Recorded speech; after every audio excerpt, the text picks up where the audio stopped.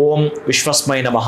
ಪ್ರೀತಿಯ ಬಂಧುಗಳೇ, ಈ ದಿನ ಶ್ರೀ ನೃಸಿಂಹ ಜಯಂತಿ, ಶ್ರೀ ಲಕ್ಷ್ಮೀನರಸಿಂಹಸ್ವಾಮಿಯ ಜಯಂತಿ ಇರುವ ಕಾರಣ ಪ್ರೀತಿಯ ಬಂಧುಗಳೇ, ಎಲ್ಲಾದರೂ ನರಸಿಂಹಸ್ವಾಮಿಗೆ ಕಬ್ಬಿನ ಹಾಲಿಂದ ಅಭಿಷೇಕ ಮಾಡುವಂಥದ್ದು, ಸಾಧ್ಯವಾದರೆ ಆನೆಗಳಿಗೆ ಕಬ್ಬಿನ ಜಲ್ಲೆಯನ್ನು ಕೊಡುವಂಥದ್ದು, ಸಾಧ್ಯ ಆಗಲಿಲ್ಲ ಅಂತಂದರೆ ತೊಗರಿಯನ್ನು ನರಸಿಂಹಸ್ವಾಮಿ ದೇವಸ್ಥಾನದಲ್ಲಿ ದಾನ ಮಾಡೋದರಿಂದ ಋಣಮೋಚನ ಲಕ್ಷ್ಮೀನರಸಿಂಹ ಸ್ತೋತ್ರವನ್ನು ಇವತ್ತು ಓದ್ಕೊಳ್ಳೋದೇನೆ ಅಂತಂದರೆ, ಸತ್ಯ ಜ್ಞಾನ ಸುಖ ಸ್ವರೂಪಮಬಲಂ ಕ್ಷೀರಾಬ್ಧಿ ಮಧ್ಯೆ ಸ್ಥಿತಂ ಯೋಗಾರೂಢಮತಿಂ ಪ್ರಸನ್ನವದನಂ ಭೂಷಾ ಸಹಸ್ರೋಜ್ವಲಂ.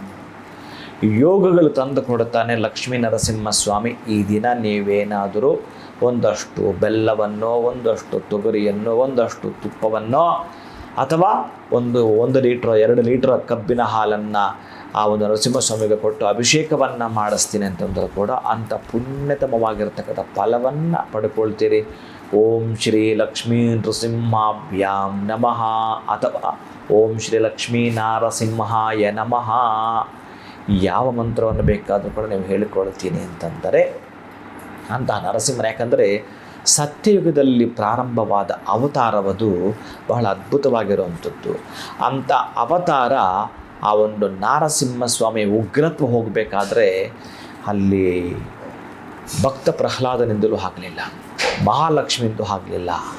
ಆತ ಏನಾದರೂ ಮತ್ತು ತಣ್ಣಗಾಗಬೇಕಾದ್ರೆ ಆ ಅವತಾರ ಶರಬೇಶ್ವರನೇ ಬರಬೇಕಾಯಿತು. ಅಂದರೆ ಈಶ್ವರ ಶರಬೇಶ್ವರ ರೂಪದಲ್ಲಿ ಬರ್ತಾನೆ.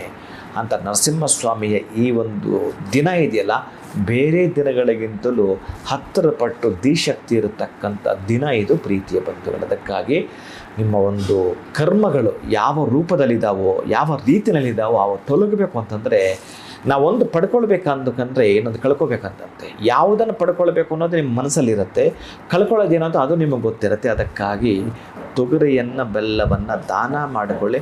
ನರಸಿಂಹಸ್ವಾಮಿ ಇಲ್ಲ ಅಂತಂದರೆ ಇವತ್ತು ಯಾವುದಾದ್ರೂ ದೇವಸ್ಥಾನಕ್ಕಾದರೂ ಕೊಡ್ತಾ ಬನ್ನಿ ಪ್ರೀತಿಯ ಬಂಧುಗಳೇ. ಶೀಘ್ರವಾಗಿ ಶುಭದ ವಾರ್ತೆಯನ್ನು ನೀವು ಕೇಳ್ತೀರಿ. ಶುಭಂ ಭೂಯಾತ್. ಒಳಿತಾಗಲಿ.